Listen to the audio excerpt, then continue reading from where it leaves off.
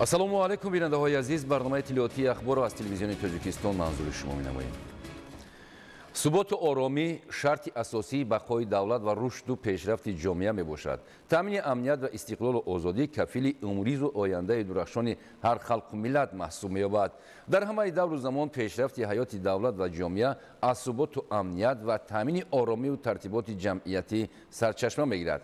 маҳз бо фидокорӣ ва ҷонисориҳои фарзандони бонангу номуси ватан имрӯз ҷумҳурии Тоҷикистон дар арсаи олам чун кишвари амну ором муаррифӣ шудааст. шарҳи бештар дар гузориши Аҳлиддини Нурулло. با شرافت صاحب استقلالی برکت صلح و آرامی و وحدت ملی در مملکت در مرحله کوتاه تاریخی رشد باثبات تامین گردیده سطح و صفت زندگی مردم در دایره تطبیق 4 هدف استراتژی حکومت جمهوری تاجیکستان تامین امنیت انرژتیکی، رهایی از بنبست کمیونیکاسیونی، تامین امنیت عضوقواری و صنعت‌کنونی با سرعت مملکت زینه به زینه بهتر می‌گردد و با سعی و تلاش وطندوستانه خلق تاجیک تحت رهبری پیشوای ملت محترم امامعلی رحمان با قدم‌های استوار رو به پیشروی دارد. تنها در یک سال اخیر در شهر و نویه‌های جمهوری با مورد استفاده قرار دادن کارگاه و کارخانه‌های خرد و بزرگ صدها نفر با جای کار تأمین گردیدند.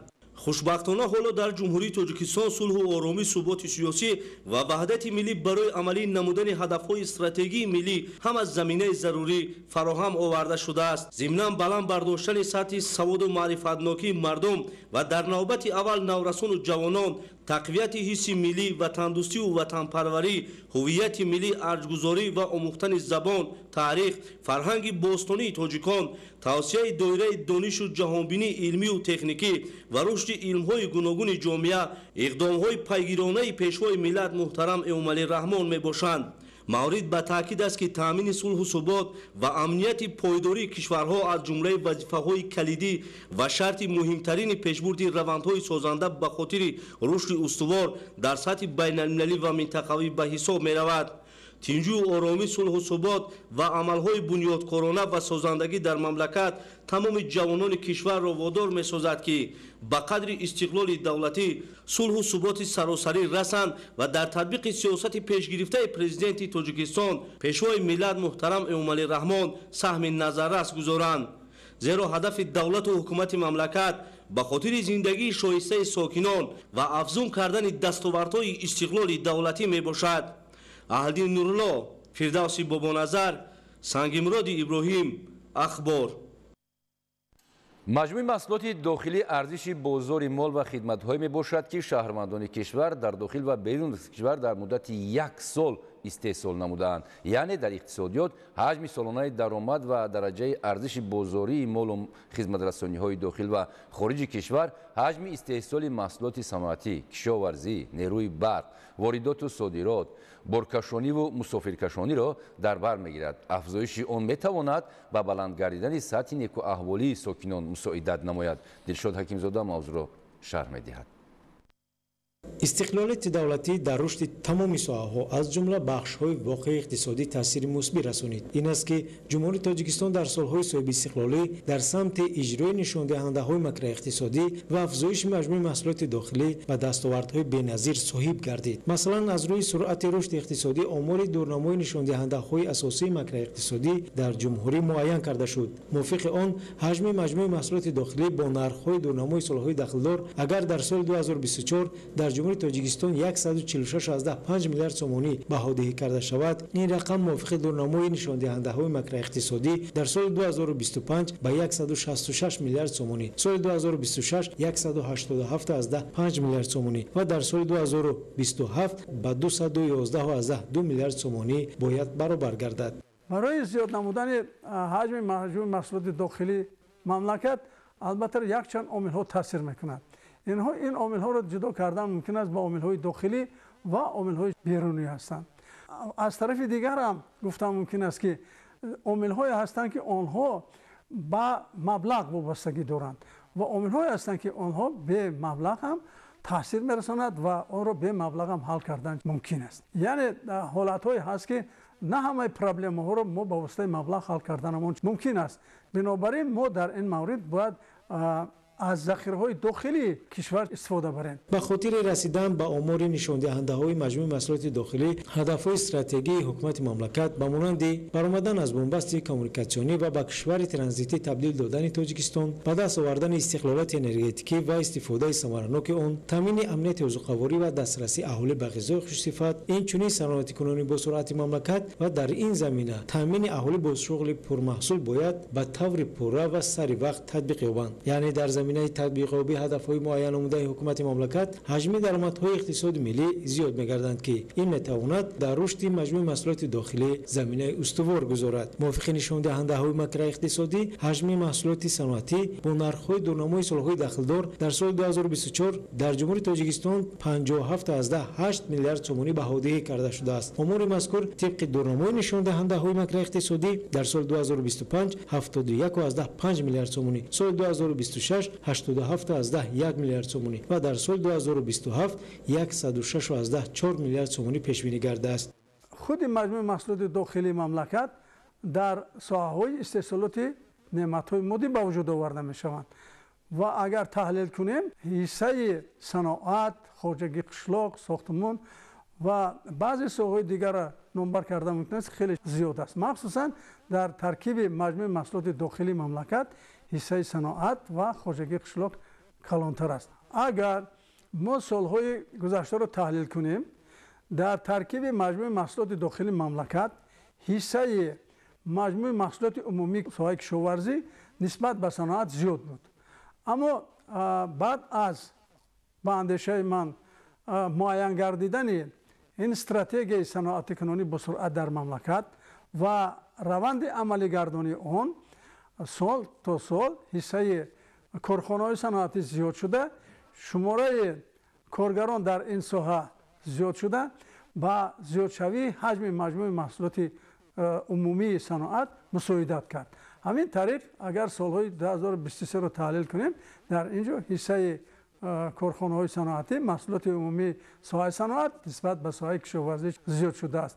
аммо ин маъно онро надорад албаттара ки ҳаҷми маҳсулоти кишоварзӣ кам шуда бошад. ҳама албаттара дар афзоиш аст, аммо азбаски соҳаҳои нав пайдо мешаванд ва ҳиссаи онҳо дар истеҳсоли маҳсулот ҷои худро ба дигар маҳсулот метиҳад. агар ба таркиби ҳаҷми маҳсулоти умумии кишоварзӣ назар андозем, маълум мегардад ки сол то сол ҳаҷми он меафзояд. масалан, ҳаҷми маҳсулоти умумии кишоварзӣ бо нархҳои дурнамои солҳои дахлдор дар соли 2024 дар ҷумҳурии Тоҷикистон 69.2 миллиард сомонӣ баҳодиҳӣ карда шудааст. рақами мазкур соли 2025 75.4 миллиард сомонӣ, соли 2026 82.4 миллиард сомонӣ ва дар соли 2027 90.8 миллиард сомонӣ пешбинӣ гардааст. бояд тазаккур дод ки дар натиҷаи рушд додани иқтисоди миллӣ, рақобатпазири он миёни дигар кишварҳо ҷиҳати ҷалби сармояи мустақим таъмин карда шуда, имкониятҳо барои пайдо кардани шарикони нави иқтисодӣ фароғ мегарданд. барои ин истифодаи тамоми имконияту иқтидорҳои мавҷуда ҷиҳати рушди иқтисоди миллӣ бар мусоидати кор мебошад.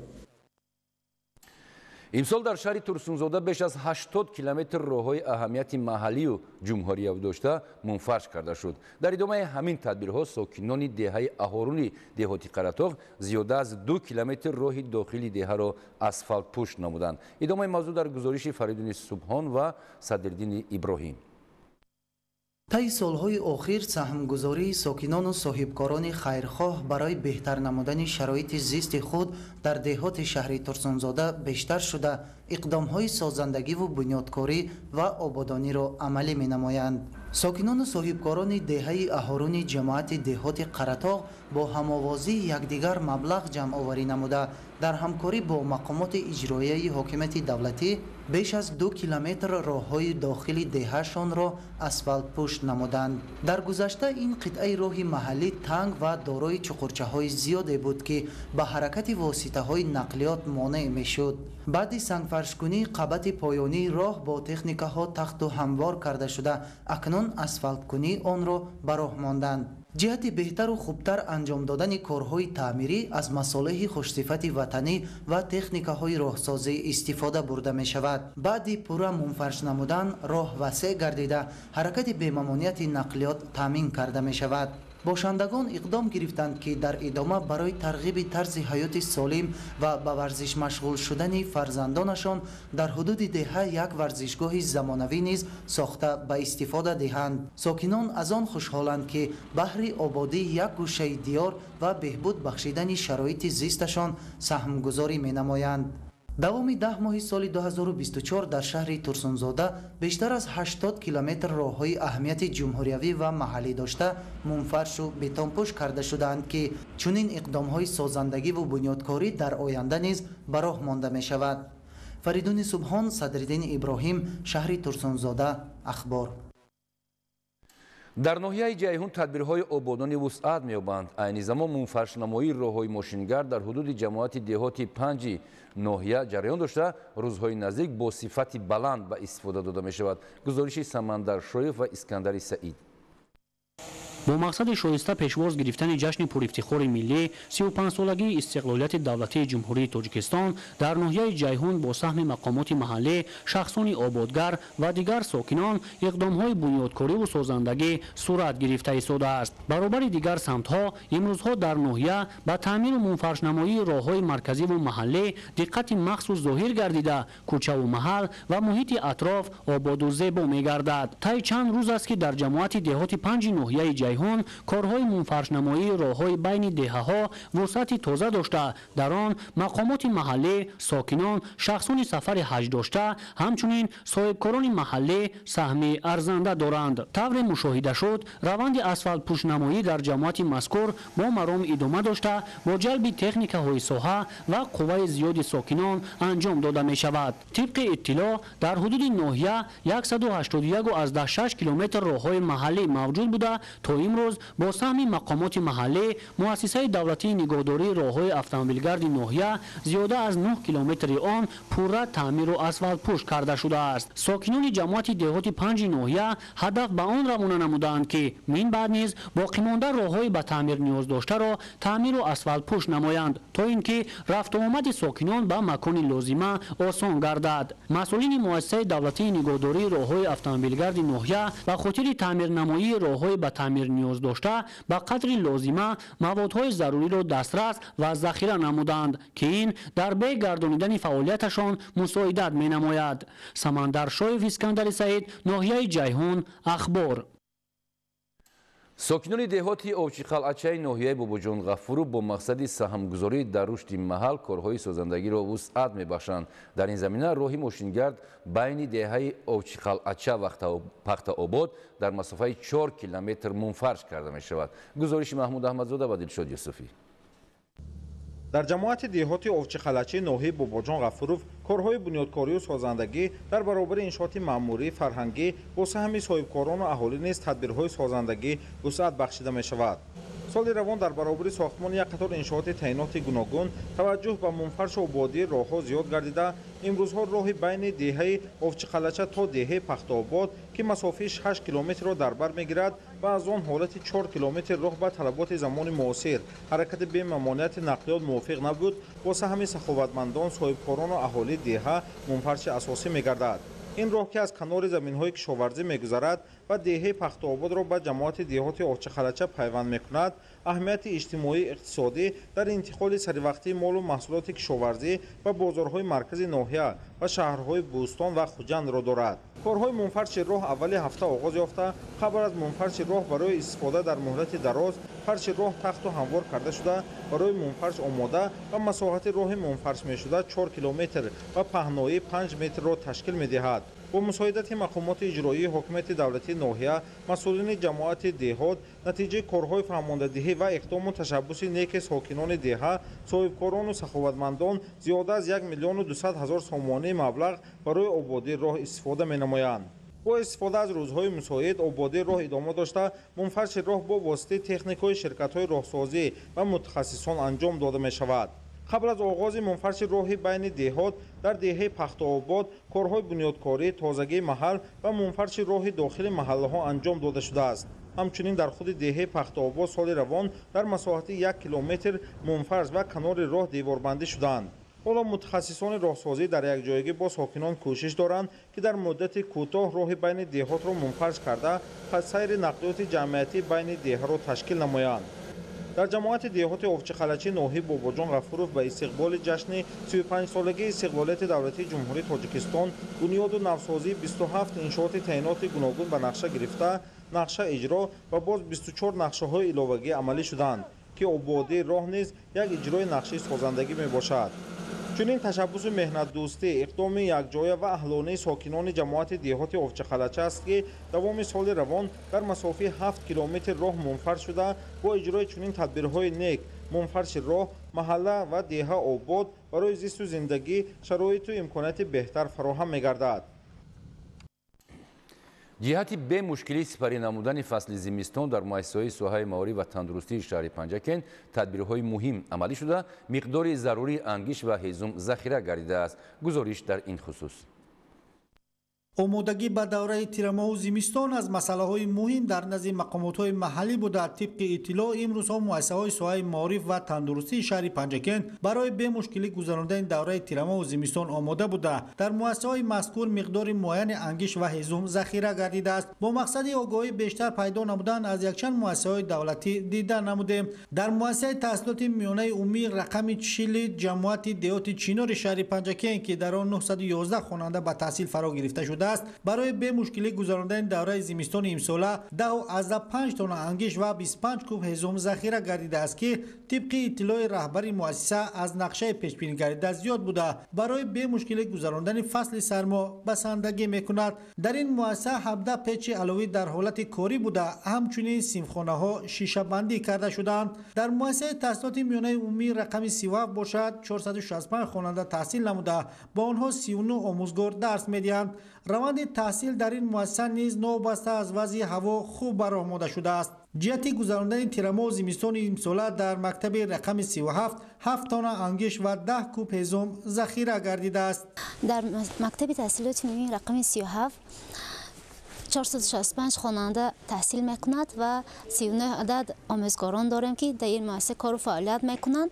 از روی نقشه و زمستان گذرانی به مؤسسه 7 تن انگشت و 10 متر کوبی هیزم سپارش داده شده بود و این نقشه به انجام رسید. مکتب ما به زمستان گذرانی تیار می باشد. این حال در مؤسسه تحصیلات تا مکتبی رقم 210 کودک به تربیت فرا گرفته شدند. در این مؤسسه با علاوه از استفاده پیچ‌های علاوه برای گرم نگاه داشتن خانه ها از تجهیزات مخصوص گرم‌دهی نیز استفاده برده کوشش میکنند تا مشغولیت‌های تربیت گیرندگان در فصل زمستان نیز به طور منتظم و طبق رجه معمولی برآورده شود.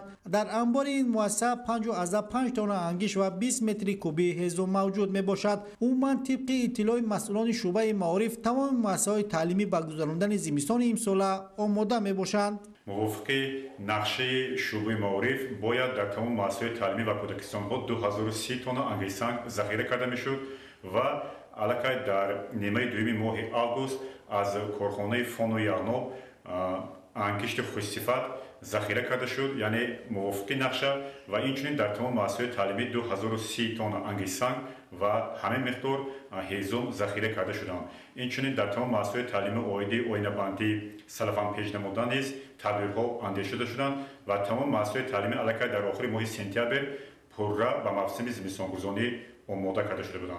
جهت آمادگی از وضع زمستان‌گذرانی از تولدخانه شهری و بیمارخانه استراحتی شهر پنجکن دیدار نمودیم. در بیمارخانه استراحتی که با دستگیری حکومت کشور سال گذشته از تعمیر کلی برآورده شده بود، عین حال شرایط خوب برای به توبت فرا گرفتن ساکنان مهیا می باشد. همچنین به این بیمارخانه دستگاه و تجهیزات ضروری دسترس گردیده است و طبیبان به توبت بیماران مشغولند. بیمارخانه بیماری استراحتی دارای 70 کت می باشد.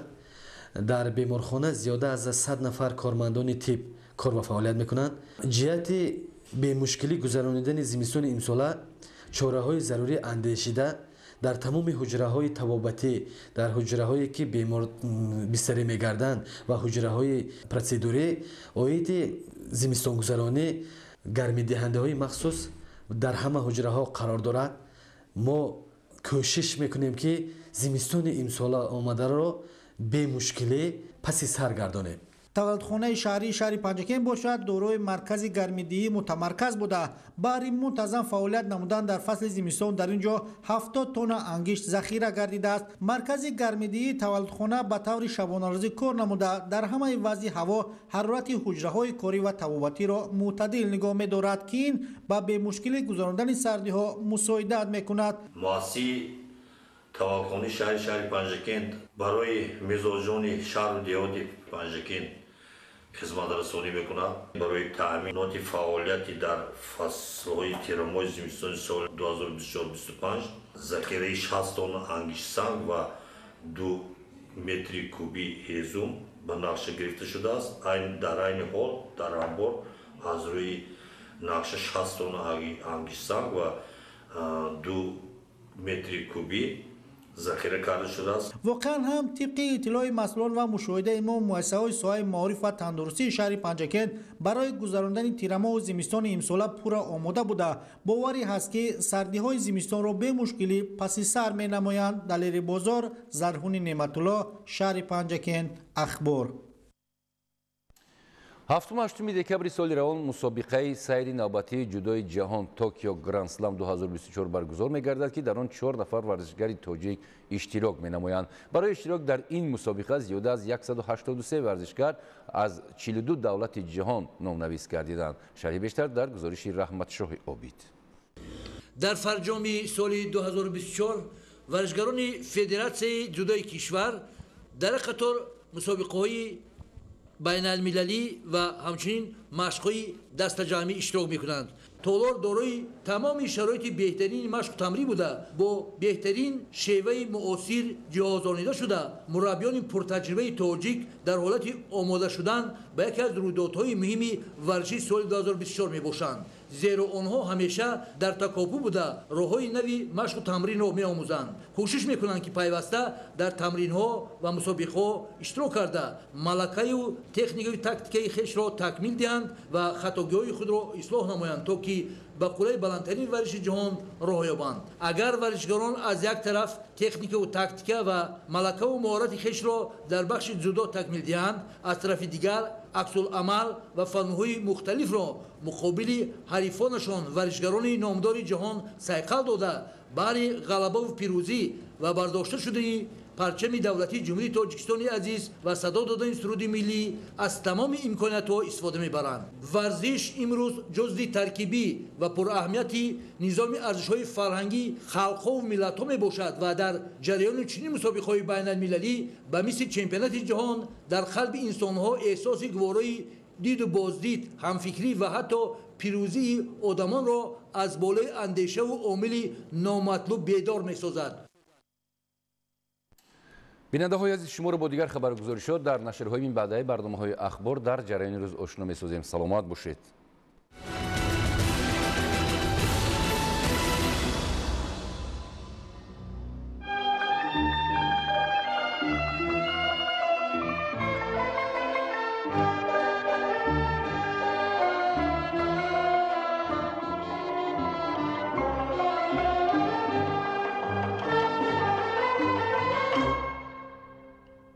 ҳамчун мардуми тамаддунофар, ҳамчун мардуми фарҳангсолор ва таҷрибаи сулҳофарии сарвари давлатро ҳамчун намунаи олии сулҳофарию сулҳдӯстӣ эътироф карданд.